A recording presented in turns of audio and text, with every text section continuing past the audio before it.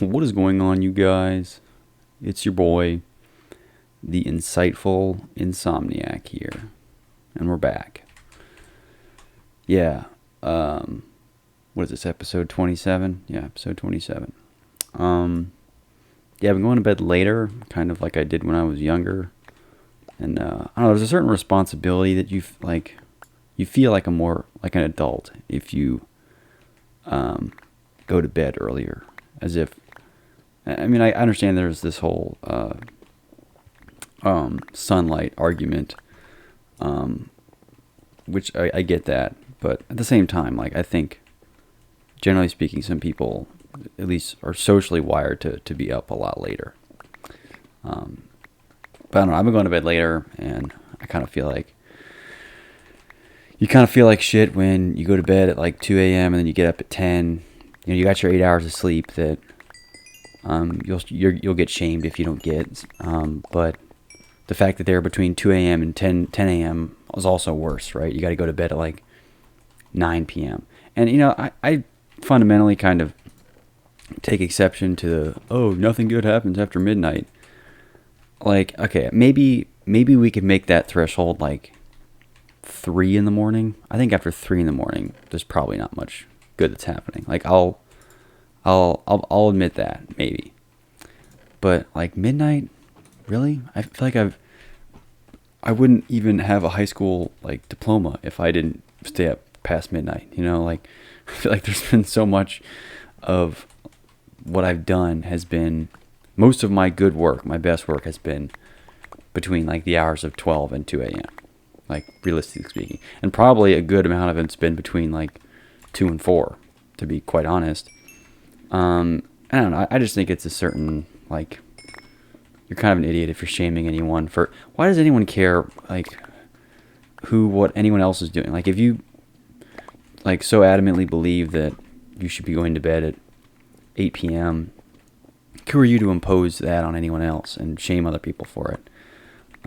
You know, and I guess part of it, where this is coming from, like, why am I talking about this out of nowhere?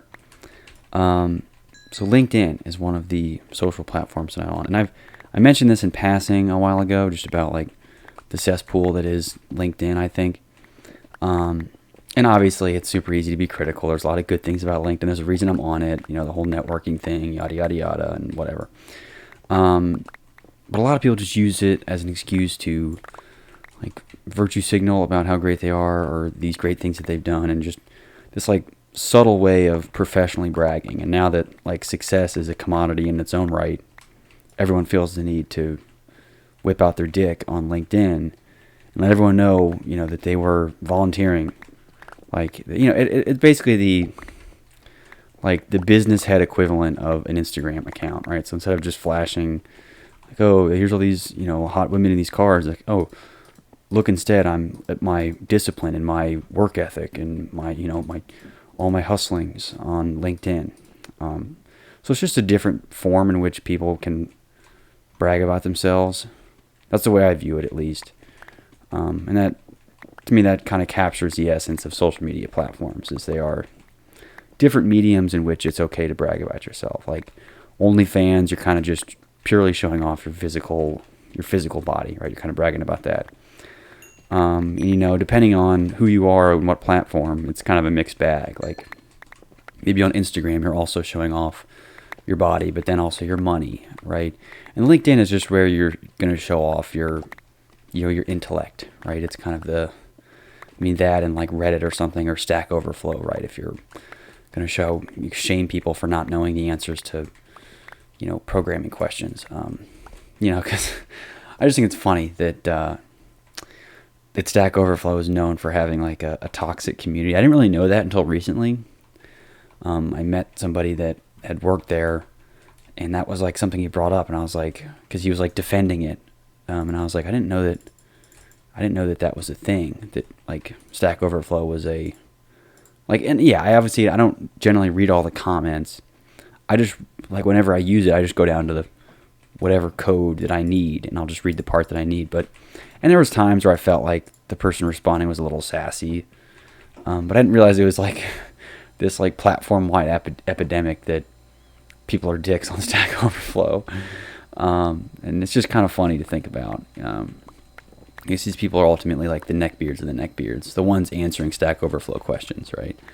And you'd think they'd be as desperate for human attention than anyone, but I suppose they're sometimes the most callous when it comes to that thing. But whatever, that's not the point.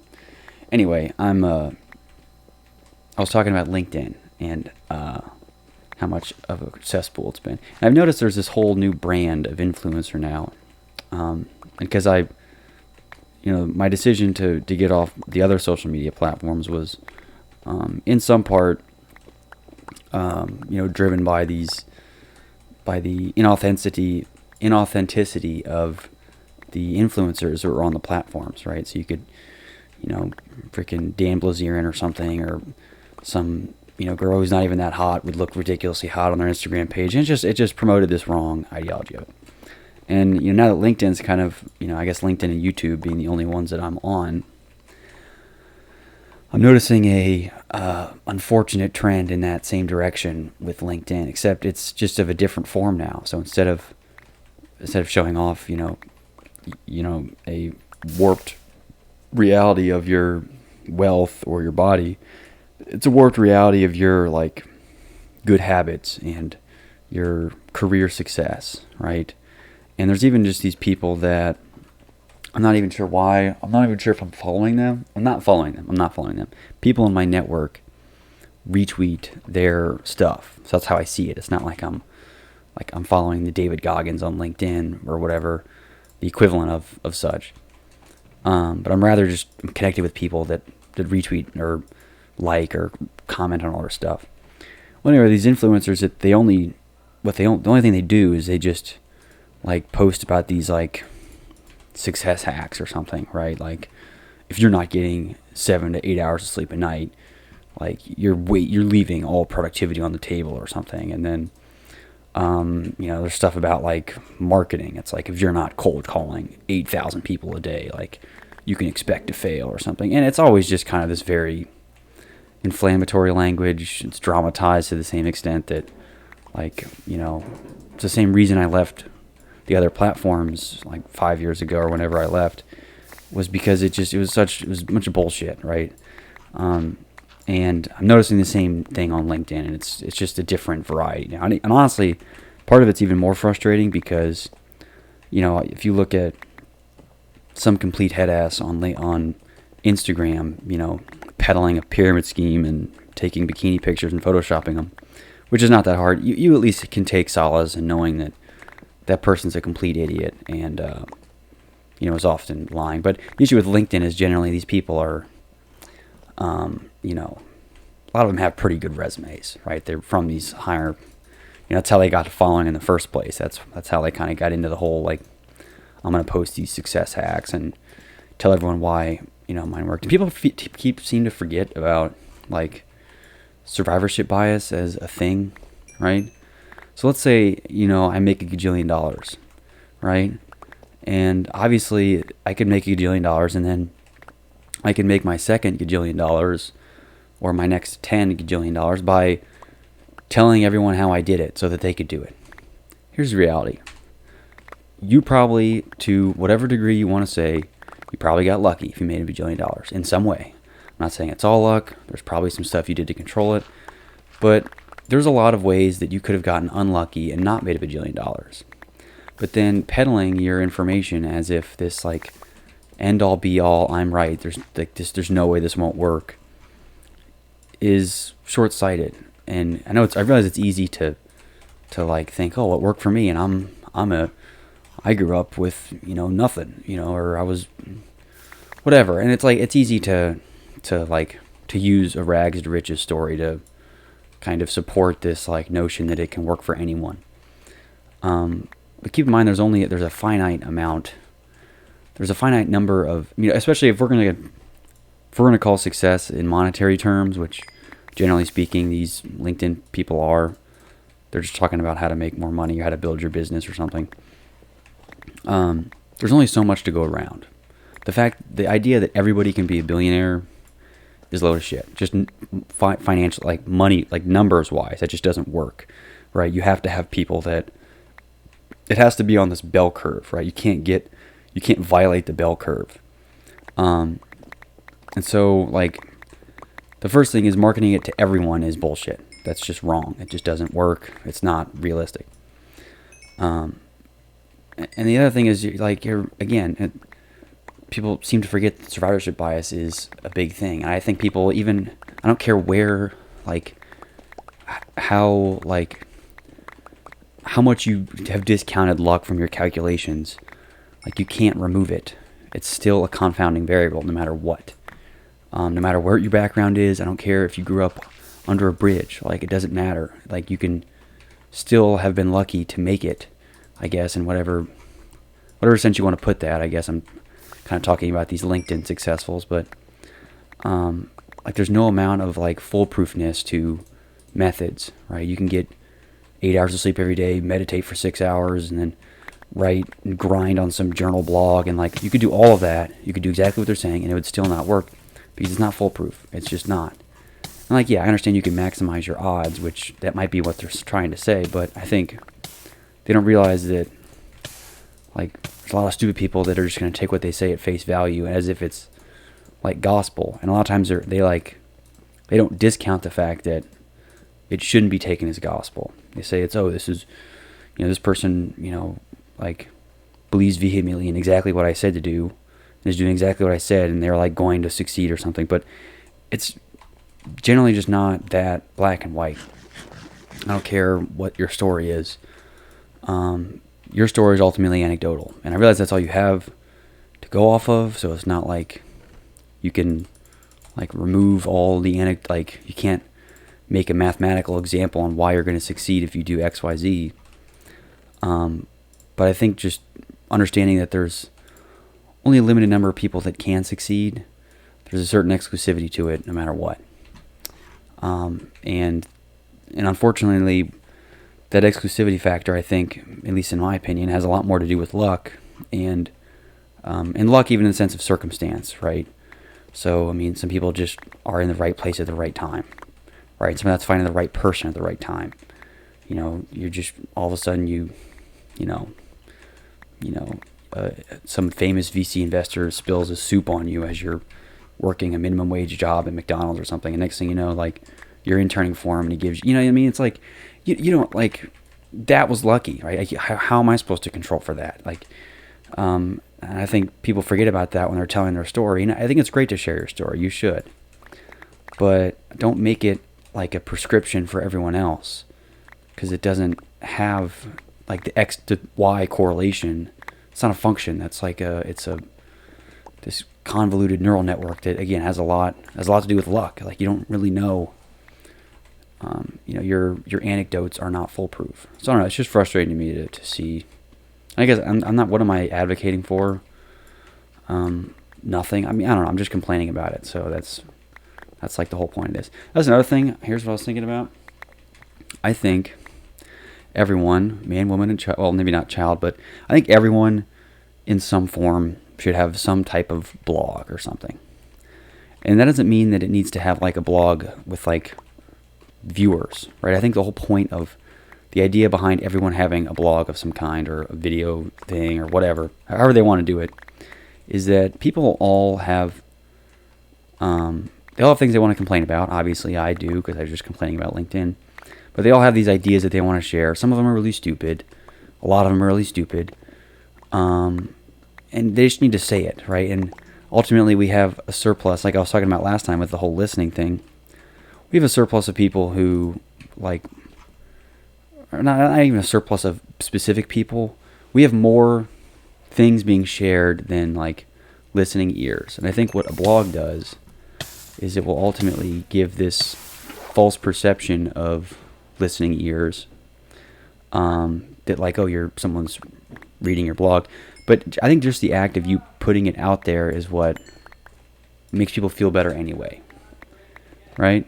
So it's not even that you need to have, like, a following. In fact, I would hope that if everyone had a blog, no one's going to be paying attention to what the fuck anyone's saying, because it's all stupid. But being able to share your opinions and just getting it off your chest, I think, is where the utility is. So I think everyone should have some kind of stupid blog, just to so their stupid thoughts are out there, right? Because ultimately you have these dumb ideas, and like if there's one thing that I've learned about anything, it's just that feedback is really important. So having feedback on that, and if let's say you think your idea is having all this traction, even though it's stupid, I think you have it field tested a little bit, right? And I think honestly, if you crowdsourced ideas, generally speaking, you'd be better off than most. And I'm not saying crowdsourcing like the general populace. I'm not saying that way, because I mean most people. I've established that most people are stupid. But I think especially crowdsourced with like people around you on your ideas people that know you would be really helpful in kind of vetting that, as opposed to, I don't know, just like immediately acting on your ideas blindly, or crowdsourcing your ideas from like truly everyone, people who don't even know you, because those people tend to be people that again don't have all the information or whatever. Anyway, I think that people would be better if they all just had some stupid vacuum in which they could spit their ideas into the ether, which I guess if I'm not alluding to it properly is what this whole series is. It's more or less me just shouting into the ether of my opinions. There's no real purpose in marketing this as some product, right? It's not a self-help diary to turn your business into an 8-figure business. Like, none of this, like, I'm not peddling anything, right? I don't even have a purpose in terms of why I'm doing this. It's just it's a medium in which I get to shout into the ether and sometimes hear a little chirp back or give the false impression that my things are out there.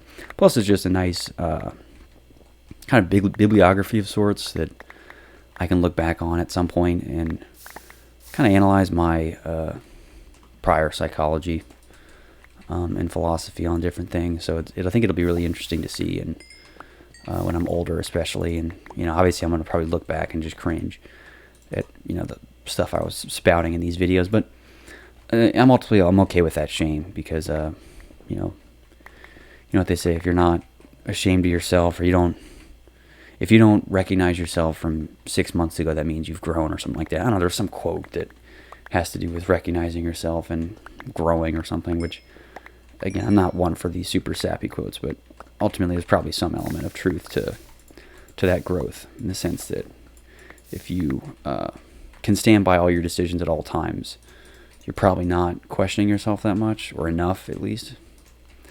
So if I said something in 2010 and it was like, I don't know, the odds of, I don't see eye to eye with the person I was in 2010, right? Same with the person I was even 5 years ago. Probably I would disagree with a lot of stuff, just because I think that's the point, right? Is to have experiences and grow from things. And if you don't change your views and kind of let your ideas fester for 10 years, then ultimately you don't really have any kind of feedback and reflect. Because the other thing with the blog too is I think it allows kind of some built-in time even for you to reflect on things, because there's a big difference between thinking something and then actually saying it and expressing it, right? Because there's ideas I've had and on just things that might sound great in my head, but then the moment you say it out loud, you're like, that's a really dumb idea, like really dumb. And it's not until you say it that it really sounds like that. And I think everyone's had this kind of, that moment of like, oh, yeah, that's a really stupid idea. I don't know why I ever thought that was a good idea. But it was all because you said it, right? And sometimes it goes a little too far, and maybe you're on Shark Tank before you realize that it's a really stupid idea. But I think that's important, is just saying things out loud, or writing them. I guess if it's in a blog, I think writing them on paper or something would be just, or writing them on a blog or whatever form is helpful, a journal or something, would be just as helpful. But there's something about a public forum too that I think operates a little differently than, say, like a journal, like a private journal, right? I guess I just have trouble writing and stuff like that, because I never quite saw the utility, or not that I didn't see the utility, I couldn't do it. I didn't like doing it, which is why I'm doing this instead. But there's something about a public forum that makes it a little different too, right? because you generally have to.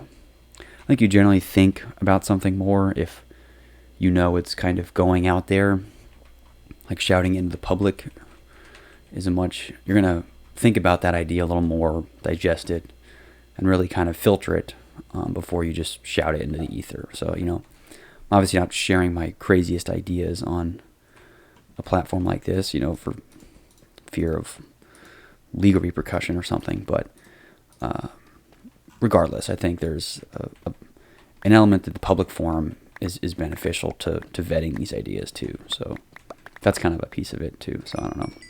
So I think everyone should have a blog. You can buy a website for you can buy, yourname.com for most times it's really cheap. It's like $10 or something, or $12 a year I think is what I pay. But I think it's helpful. It's nice to just have that, and you can make it blogs or something. And then, and also if you have things you just want to share that no one wants to listen, it's a perfect place for that too. So I don't know. If you want to tell everyone about a trip and share all your pictures that no one cares about, it's a perfect place to do it is, your blog that no one reads. But I don't know, whatever.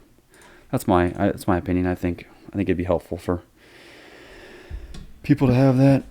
But yeah, LinkedIn is becoming more of a cesspool for people peddling their crap. People are also peddling all their online courses again, that how to scale your business into an 8-figure or whatever or something in a month, and it's all just a bunch of digital marketing scum. There's an advertising modality that I hope fails. It's it's basically just monetizing clickbait. I just really hope that dissolves, and I know it won't. I'm really just battling with society at large, because I know it's not gonna die. But the fact that companies with the most misleading, catchiest titles win and make the most money and have the most effective ads it's an unfortunate reality for me to digest and accept. Because in my perfect world, in the bucket verse, the advertisements that were the most creative and thoughtful and interesting and thought-provoking, those would be the ones that would get all the clicks, not the advertisements that are the flashiest and have the most boobs and have the most red circles and arrows and stuff. It's just such a bad message to send that we should reward like that. And I think that, and people question the utility of arts as a thing. I think that would be a perfect place for the arts to really integrate themselves, is into the creativity of advertising.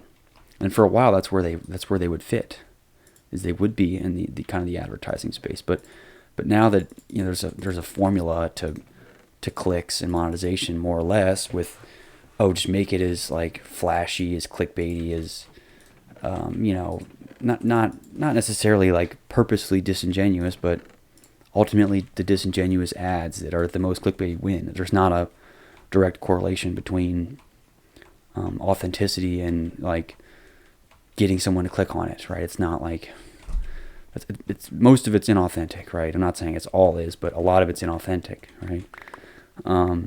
And so the fact that we've now just discounted arts and creativity as a component of advertising in lieu for whatever's going to make the little 8-year-old click on it and have his mom buy it, then it's disappointing, I think. I don't have a solution for it. I'm not going to run for president and ban him or something, but just as an individual in the greater scope of society, I'm going to sneeze. Maybe not, I don't know. As an individual in the greater scope of society, I'm disappointed that we've instead chose to prioritize and reward the kind of uncreative clickbait as the superior form of advertising. But I have no control over it, so I suppose it's just another person complaining about it. So I don't know, because the one way to kind of argue against it would be just, then just don't advertise that way. Well, then you don't sell anything, right? If you're trying to sell something, in order for you to compete, you can't, doing it the old-fashioned way and the right way that you believe you're shooting yourself in the foot, I think, by not advertising like that. And so you're kind of forced to, otherwise you won't compete, which is frustrating. So you have to choose either to not compete at all or to sell part of your soul to the clickbait empire. I don't know. I have something. Obviously, if you can't tell, I do not like clickbaiting advertising, and I'm sad that is the status quo. But whatever, I can't do anything about it. Anyway, yeah, I want to talk about the Pareto principle. So this might be one of the governing philosophies of my life, and there's not too many of them I've identified so far, but I think that the Pareto principle is probably the closest or the most outright that I would put in this category. The Pareto principle, if you don't know, is essentially it's the 80-20 rule. So this doesn't have to do with it technically applies pretty much everywhere.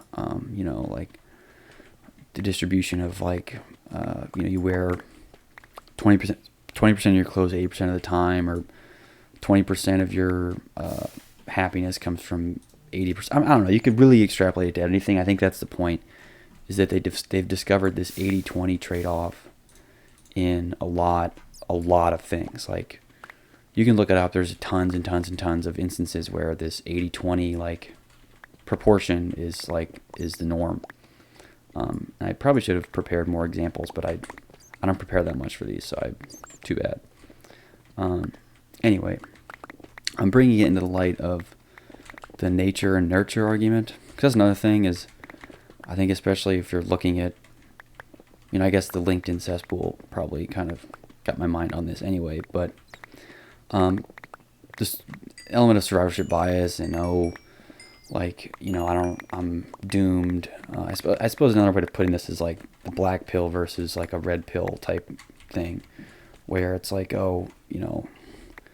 you can't change how tall you are, I guess. You can try to sleep more or something, but you're not gonna, unless you pay for that surgery that makes you 5 inches taller or something, you're not gonna change that. So that's kind of predetermined, right? And a lot of times your natural aptitude for succeeding in school, I'm not going to say intelligence because I think those are very different, but your natural aptitude for success in school is determined by a lot of genetic factors. So really I'm trying to draw a line between the nature-nurture argument, and instead of having to pick one or the other, I'm just going to apply this 80-20 principle to it, right? And I'll apply it under the sense of that 80% is your nurture and 20% is the nature.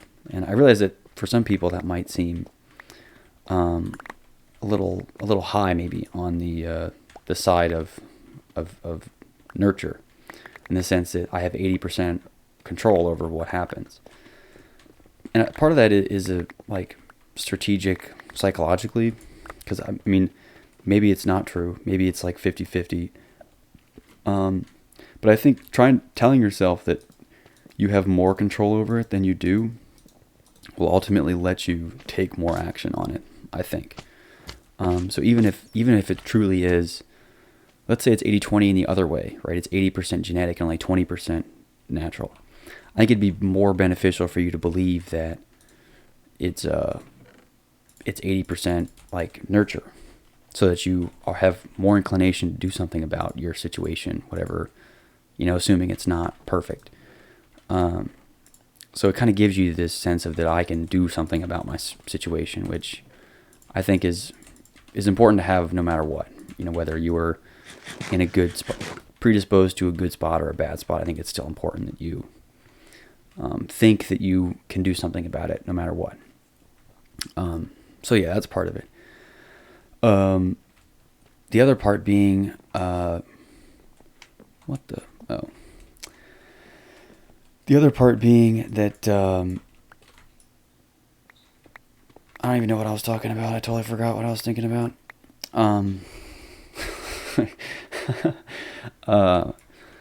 But yeah, no. So the reason it's not 100-0, that's what I was going to mention. So the reason it's not 100-0 in the sense that it's not 100% nurture and like 0% nature is that, first of all, I think that's stupid. Like if you really think that it's 100% like under your control, you're an idiot. In the same way, I would think you're an idiot if it's 100% genetic, like kind of this black pill take where there's nothing you can do about anything, right? You're doomed to be an idiot. I think it's kind of the same argument with like believing in predestination theory, where it's like everything you're going to do anyway. And I think in order for you to live any type of fulfilling life, you can't believe in that. Because the moment you think everything is predetermined, your default mode is just to do literally nothing with everything. With every moment, there's no point in taking any action at all. Which is a really dangerous, like, no matter what, even if it's true, it still is a dangerous, like, kind of mentality to be in, is that there's no action, there's nothing you can do to do anything, right? You're doomed to be whatever you are right now, and like anything that will come of your life because it was destined to be that way. That's kind of just a bad attitude to have, and I realize I don't really have there's not really any kind of scientific argument against predestination. So I may understand why it's it's an attractive, I guess, excuse for some people, for lack of a better word. I ultimately think it's kind of an unhealthy idea to live by, because you default to do nothing. Anyway, but the reason I'm applying this 80-20 principle to it is I think it gives you enough of an excuse to move past things quickly. So if you accept that 20% of whatever your life is and whatever happens to be as a result of uncontrollables, right? You're allocating, like, okay, that's just in the 20%. Like, that is what it is. But more often than not, again, 80% of the time, it's not. It is what it is. It's like what you become of it, right? It's it's because of you, and having kind of that like personal responsibility can be a really helpful thing, I think. Whether it is that way or not, having some kind of like some buffer where it's like, oh, it's okay if it's okay because it's not totally under your control. I think that's a fair. You can't ignore that, but at the same time, kind of maximizing the amount that, like, all right, this is in my wheelhouse, I'm able to do something about this, I think is also very helpful. So that's why I'm applying the Pareto principle to the nature-nurture argument. I say that it's 20% nurture or 20% nature and 80% nurture. And again, part of it is kind of a psychological trick on yourself to promote action over inaction, and have an excuse when things don't go as planned. But also to avoid any kind of more dangerous psychologies where you're just like defeated, or you're, I don't know, some other way it's not helpful, right? And it's 80-20 because it's not default to, like, if it were 60-40 in favor of nature, then you would just default to it not being your fault, and it's just, oh, that's the way it is. And you'd kind of limit what you'd have control over. 80% is enough in my eyes, where it becomes like this, okay, I can control this. Not everything, but I can control 80% of it. And if the last 20 is going to be what kills me, at least I'll have the 80% down. So no, that's kind of the way I view that whole argument. So yeah. Anyway, yeah. Let's see. What else is on my list? Drug use. Yeah. Here's some ears perk up there. What are my opinions on drug use? Obviously depends on the drug, I would think. But I see some people have a kind of an all or nothing mentality, where, it's like we should decriminalize everything and, help people who are addicted or something. And I guess part of it goes back to like how much blame you place on people for things. So it's this argument of personal responsibility. So I guess I'm going to take it even away from drugs, because drugs themselves are, it's a touchy topic for some people. I don't, do whatever drugs you want. I don't care. Like, and then if you, whatever, it really becomes an argument of personal responsibility. Like, do you blame a heroin addict for being addicted to heroin, right? And most people would be like, well, yeah, it's his fault. Oh, well, then you go, what about the extenuating circumstances? Okay, like, what are the extenuating circumstances? Well, his wife left him, and then he lost all his money, and then, I'm just gonna assume it's a guy, whatever. That's sexist. But his wife left him. He lost all his money. His kid's a druggie too, so whatever. And then he, is bad circumstances. So it's like, okay, do you feel sympathy because this person at one point had his shit together, and then now he lost everything, and now we should help him because he's addicted to heroin? At what point do you kind of say, I don't feel bad for you. This is your fault. I'm sorry. You're going to have to suffer. Actually, I'm not sorry. You're just going to have to suffer. I don't know. I think it's an interesting line that people have to draw. Is when do you feel bad for somebody, or when do you just not have sympathy? And when is it kind of the responsibility of the individual, the drug abuser or whatever, to be like, yeah, like, it's my fault. I'm a piece of shit because I did that. Or to be, he needs the care and let's get him a therapist. There's definitely arguments made on both sides, I think. I'm not saying that circumstances don't play a factor, but again, a lot of it kind of bleeds into the same argument I was just having on kind of the nature versus the nurture. If you default to a mentality where it's, you kind of push responsibility onto someone else, you'd say, I was unlucky, right? If you discount the survivorship or whatever the opposite of survivorship bias is, so the failure bias or whatever you want to call it, if you just apply that at large and don't, default to things being your fault the way they are, then I think you're more privy to fall on the side of sympathy, which again isn't a bad thing. It's just where you'd fall in that argument. Versus some people are on this extreme end where it's like everything is your fault no matter what, and there's no amount of extenuating circumstances or excuses that you can make that are acceptable, right? No matter what, if the guy has ever touched heroin, the guy's a shitbag, So I don't know, and I certainly don't fall on that end either. I would say maybe I could also apply the same 80-20 principle to that, right? Where I'm kind of 20% on the side where I have 20% sympathy and 80% like shame, I guess. 80% shame for, like, given that you had 80% of the control over that decision, right? Versus some people would have this, it's not their fault. Or it's never such and such faults for doing whatever. To some extent, I mean, if you're arguing that, you're saying that no matter what, like, and I guess some of it's like, it's one mistake, right? His whole life, or their whole life, I keep saying it's a guy, even though it's like, other people can have these same problems. It's not just men that deal with drug addiction. But, like, it's one bad mistake, like, ruin their whole life. I suppose, but then, like, what, are we going to have sympathy for everyone that's only made one mistake? And, like, how big can the one mistake be, right? And I suppose that's why we have a legal system, right? If your one mistake is, I accidentally, like, blew up a gas station, or not accidentally, if we did it because it was, that was your one big oopsie, yeah, that's a pretty big oopsie, you know what I mean? Took the lives of a half dozen at a gas station because of, like, you could blame it on drugs or whatever. It didn't matter. Like, it's a pretty big oopsie. Versus, like, the oopsie being like, I got shit-faced and,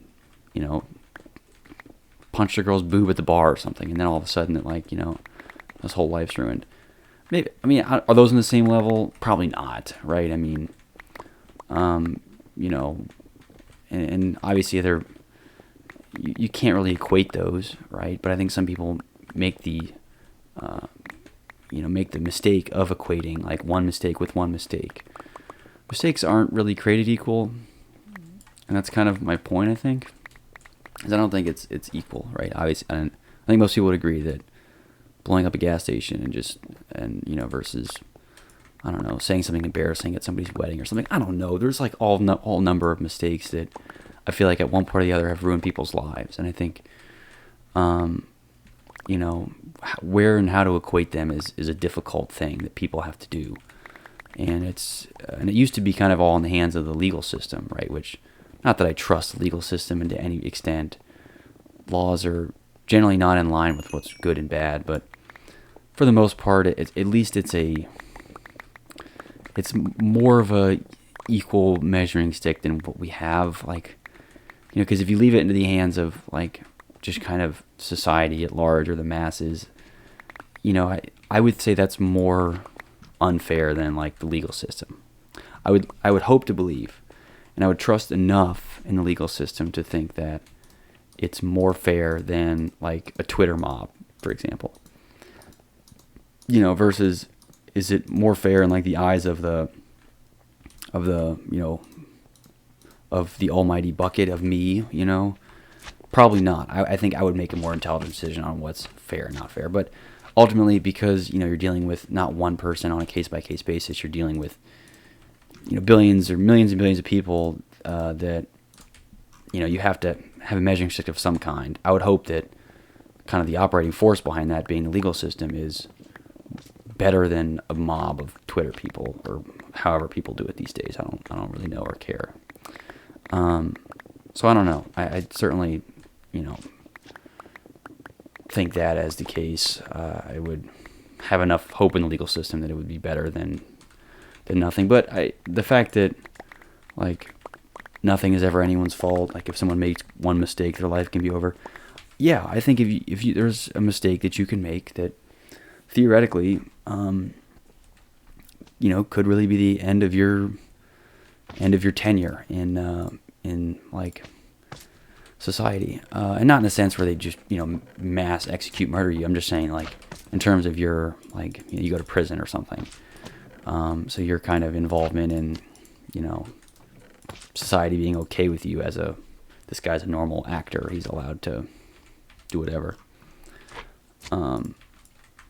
So I don't know. I certainly think that there are things people can do that are bad enough. I think murder is obviously one that falls into the categories, right? If you, blow up a baby or punt a baby and whatever. I don't think many people are going to argue that, hey, it was just one mistake. Or like if you rape somebody, right? Like that, generally speaking, people are not okay with that no matter what. I don't care if it's your first time, first time offender, I don't care. It's like, see ya. Versus if you, I don't know, have a half a joint in your pocket or something, and then that's like your one mistake, and then you die. So mistakes are not created equal, and I think that's an important thing to realize when, especially kind of deciding the people's fate on, these national stages where, such and such is, everyone gets to make mistakes. You can make mistakes, like small ones, right?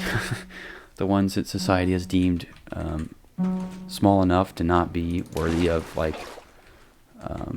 complete expulsion.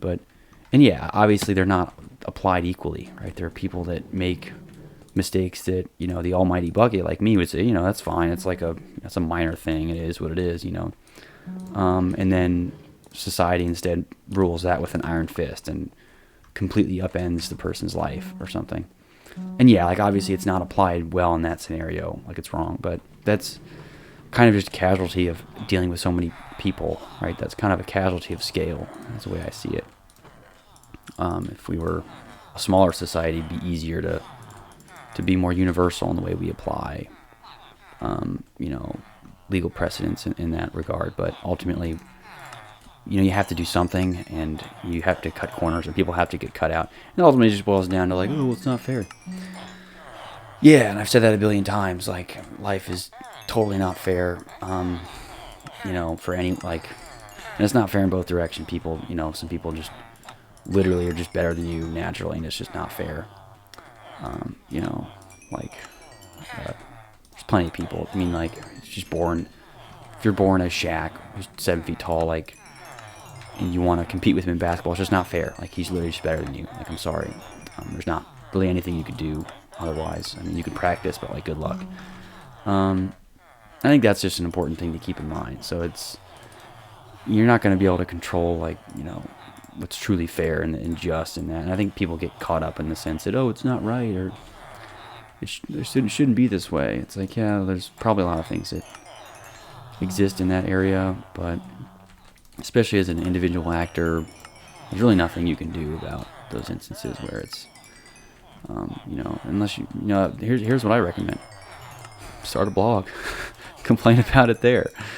Start a blog. Complain about it. And if, who knows, maybe you'll get famous enough and people will agree with all your complaining enough that you'll get somewhere. And sure people have actually done that. So it's like, I'm serious. Go start a blog. I think that's why everyone should have one too, just so that,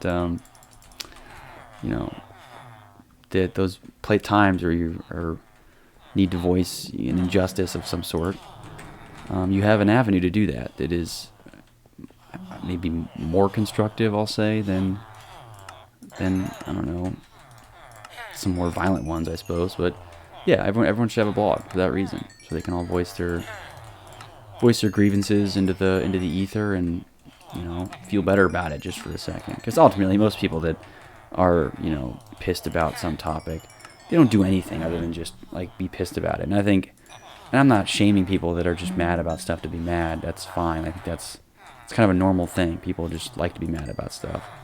And they're naturally not going to do anything about it because they naturally don't act on the side of action. So a useless blog on some Squarespace website is perfect for you to, get out of your system all these genius ideas and grievances you have with the system and the world or whatever. So, that's my true recommendation if you're someone that has great opinions and that everyone needs to know. So that's what I would say. Yeah. So anyway, yeah, I suppose my not my obsession, but my interest in the Pareto principle as a governing ideology really comes to the fact that there are generally never just like two simplified variables that go into any equation. Or like, I guess if we're thinking about it mathematically, there's not two planes in which there are points, right? It's not an XY coordinate plane. People think that everything's just XY. No, everything is like X sub 1 to X sub n by Y sub 1 to Y sub, like, that's actually not true. Mathematically, that's bullshit. But there are like a gajillion dimensions in which decisions are made and which things happen. And the ability to simplify them into two is one that a lot of people can easily comprehend and conceptualize, because two is not that many dimensions. People know what a graph looks like. Oh, the graph goes up, the graph goes down. It's very easy. Then you get in 3 dimensions, and then maybe you need to have, you need to have gone through high school to kind of see stuff in 3 dimensions, right? At least in a mathematical sense, right? 4 dimensions, you lose most people there. From 3 to 4, you lose a lot of people, and people really have trouble kind of conceptualizing in 4 dimensions, myself included. But imagine the world operating in like this, and I'm not saying the physical world that we interact with, operates in 11 billion dimensions, but I'm saying that decisions and like things that happen, right? So causational things, right? Like the weather, for example.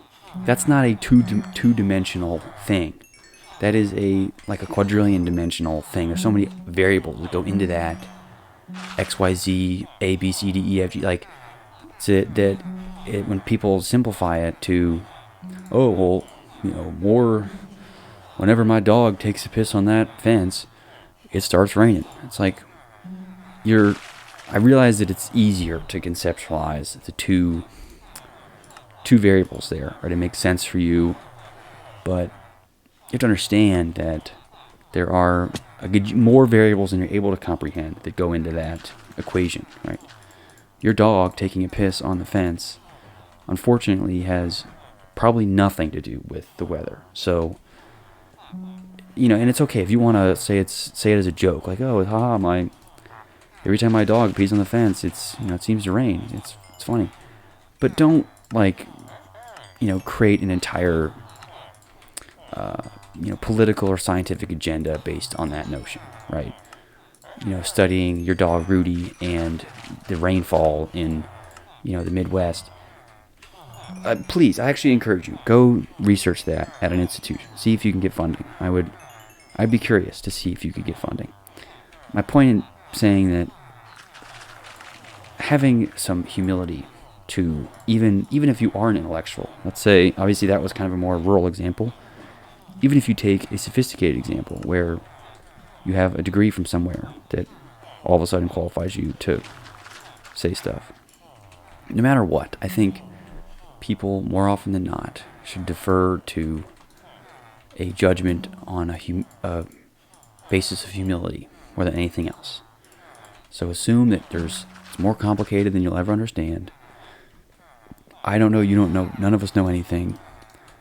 There's more variables at play here, and then make the best decision you can with that in mind. But especially speaking in these certainties is, I think, the most frustrating thing. Like, as if you know for sure about all this stuff. Like, you see one graph on GDP and, your cat's litter box, fill level.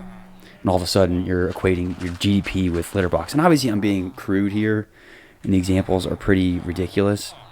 That's kind of my point, is that's the same vein I view a lot of, like, these opinions in the same sense that you're equating, like, the variable X with the variable Y. But you're not considering variables A through, like, W, right? So, like, you're not really that much closer to the truth than someone who just chose X.